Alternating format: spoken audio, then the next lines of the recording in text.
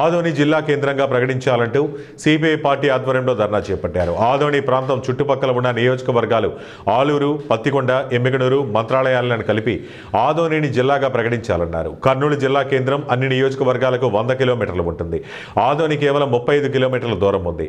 ప్రభుత్వం గుర్తించి ఆదోనిని జిల్లాగా ప్రకటించాలని ఆదోని జిల్లా సమితి సభ్యులు బంద్లో పాల్గొన్నారు. పత్తికొండ ఆర్టీసీ బస్టాండ్లో బస్సులు నిలిచిపోయాయి. కార్యక్రమంలో సిపిఐ రాష్ట్ర కార్యవర్గ సభ్యులు రామచంద్రయ్య పాల్గొన్నారు. అతిపెద్ద కాటన్ మన ఇది కూడా ఉంది. మనకి అక్కడ పెద్ద మార్కెట్, కాటన్ మార్కెట్, దాని పేరే ఆదోని కాటన్ మార్కెట్.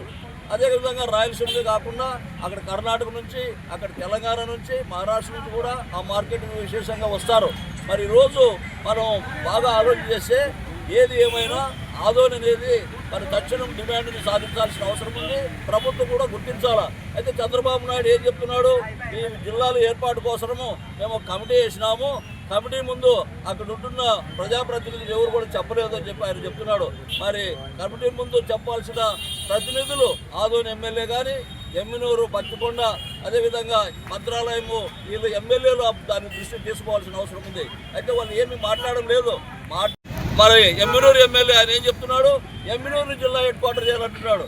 మేము అదే చెప్తున్నాం, ఎమ్మినూరు కాదు ఆయన ఇంట్లో పెట్టుకోమని చెప్తున్నాం. అట్లా అసంబద్ధమైన ప్రతిపాదనలు వాళ్ళు పెడుతున్నారు. ఇది ప్రజలకు సంబంధించి ప్రజల అభిప్రాయం మేరకి తక్షణం ఈ డిమాండ్ని సాధించుకోవాల్సిన అవసరం ఉంది.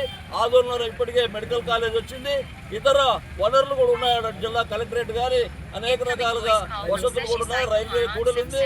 మరి ముంబై, అదేవిధంగా చెన్నైకి పెద్ద లైన్ ఉంది, హాస్పిటల్ ఉన్నాయి, అన్ని రకాలుగా వసతులు ఉన్నాయి. కాబట్టి తక్షణమే ప్రజలు కూడా కోరుకుంటున్నారు. కాబట్టి ప్రజల అభిప్రాయం మేరకి ఆదోని జిల్లా హెడ్ క్వార్టర్గా ఏర్పాటు చేసి ఆదోని జిల్లాని తక్షణం ఆమోదించి దీన్ని ఏర్పాటు చేయాలని చెప్పి ఈ ప్రభుత్వాన్ని భారత కమ్యూనిస్ట్ పార్టీగా, జేఏసీగా ఈ ప్రభుత్వాన్ని డిమాండ్ చేస్తున్నాం.